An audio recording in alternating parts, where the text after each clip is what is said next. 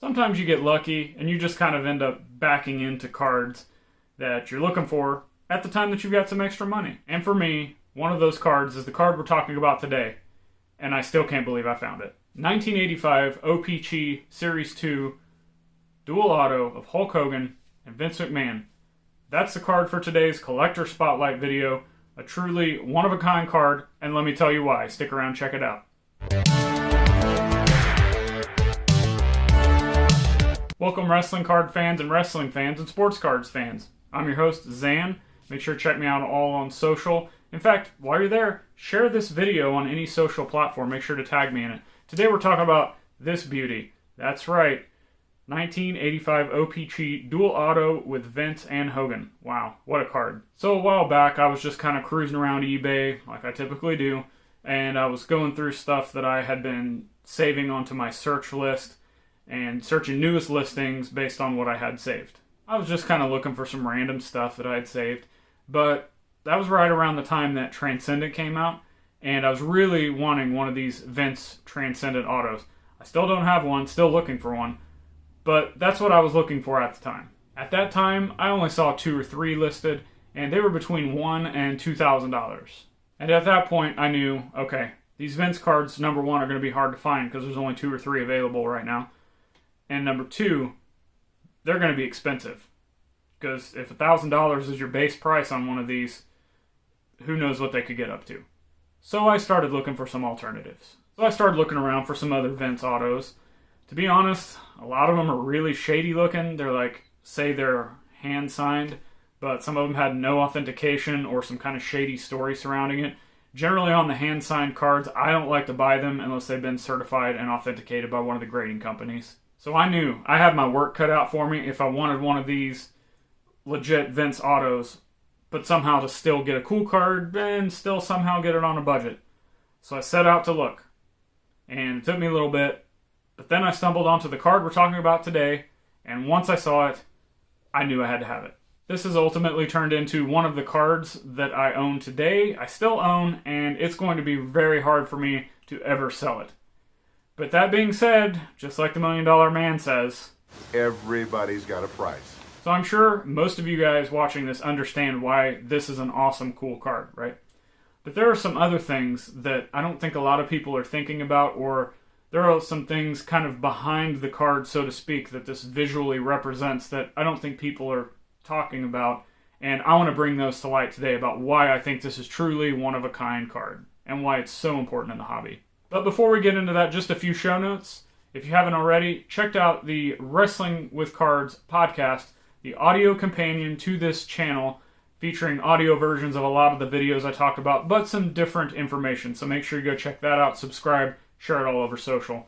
Another podcast I'm involved with, Worlds Collide, featuring Tony Vella from WrestlingTradingCards.com. 2 wrestling YouTube personalities coming together, talking all things wrestling cards. Some things we agree on, some things we disagree. That's why you should check it out. Subscribe to that one as well. And if you really want to help support the show, check the show notes below for Wrestling with Cards on Patreon, where you can help keep the show going, get extra behind-the-scenes content, exclusive content, early content, help steer the content the way that you want it to go on the channel. You know, if you want to see this type of video, let me know. And that's the kind of things that you can do with Patreon. So make sure to check out that and the podcast links, social links, all of that good stuff down below in the show notes. But without further ado, let's talk about this card. First reason that this card is so awesome, Dual Auto. Now we see Hulk Hogan autographs all over the place. I like to often compare Hulk Hogan to Michael Jordan as the top of his sport. Michael Jordan doesn't sign very much, so his autographs are typically way up there in value. Hulk Hogan signs a lot, but his value on the autographs is still there because he's pretty much the name in pro wrestling. So you combine that now with a Vince McMahon autograph, who doesn't sign very often, and then if you do find them signed, they're really expensive or they rarely pop up, like the Transcendent cards I spoke about earlier. So to find Hulk Hogan, Vince McMahon, 2 of the biggest personalities in pro wrestling history, on the same card with both autographs, authenticated on top of that, not just, some willy-nilly hand sign, is a no-brainer purchase. And just as a side note, I'm not sure if I would have purchased this if it wasn't slabbed.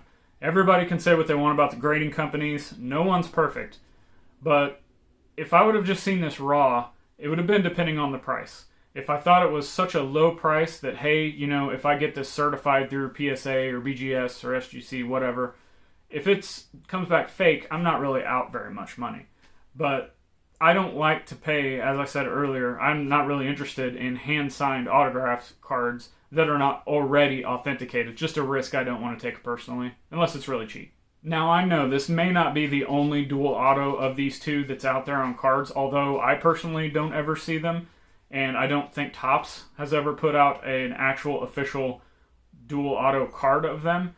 And that's another reason why I think this card is so important and truly one of a kind.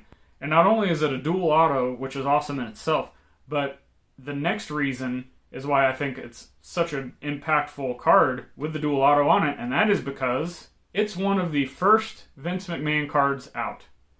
Rookie card madness has taken the wrestling card world by storm, like many other sports, but specifically wrestling, you know how crazy it is.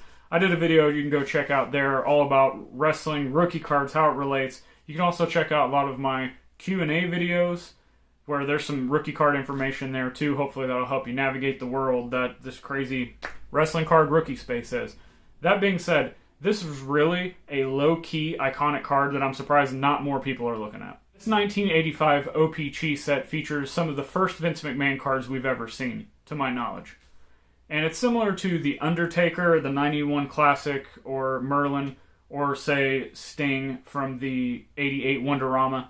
Both of those guys have like multiple cards in the set. Same with this Vince McMahon. I think he's got 4 cards and they don't feature just him by himself. It's him with other wrestling personalities. As you can see with this one, is featuring Hulk Hogan.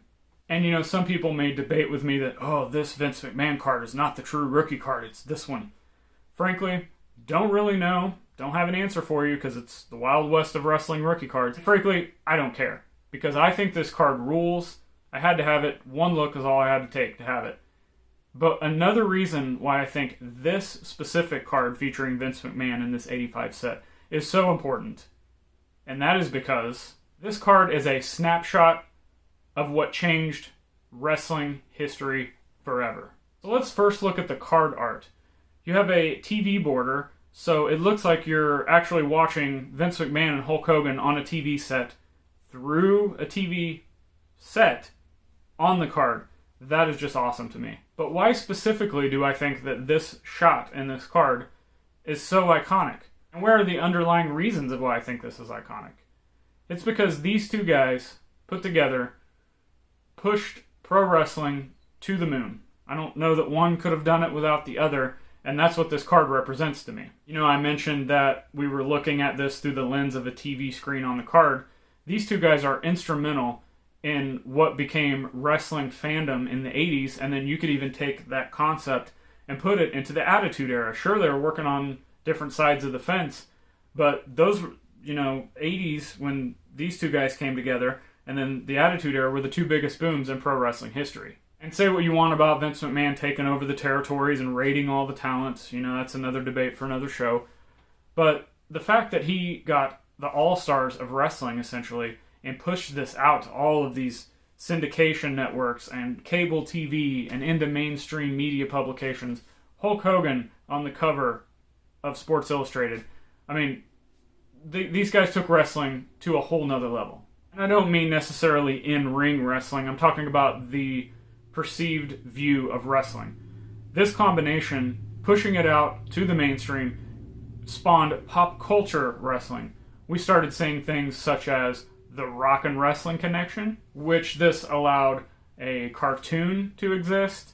We had mass merchandising featuring action figures, some of the first wrestling action figures, video games, trading cards, wrestling cards, etc. And we had all other kinds of things. And these were just ways that they could get Hulk and the WWF logo into homes all over the world to expose them to the WWF and professional wrestling. And everybody can say what they will about Vince McMahon and Hulk Hogan. There are wrestlers within the business, people within the business that hate their guts. There are people that are fans, that are, internet wrestling darlings that don't like them. That's fine, I understand that it's your opinion. But to be honest, the facts are the facts. You cannot deny that these two joining forces catapulted wrestling to the stratosphere, and it may never be like it is now if it wasn't for these two laying the groundwork for the mainstream. I hope you enjoyed today's Collector Spotlight. I like to do these because I like to give you the deep reasonings behind why I think certain cards I own are important. If you enjoyed this video, make sure to share it all over social. Hit that subscribe button. Give me one of these. Check out the videos on the screen for more great wrestling card information, and I'll see you on the next show.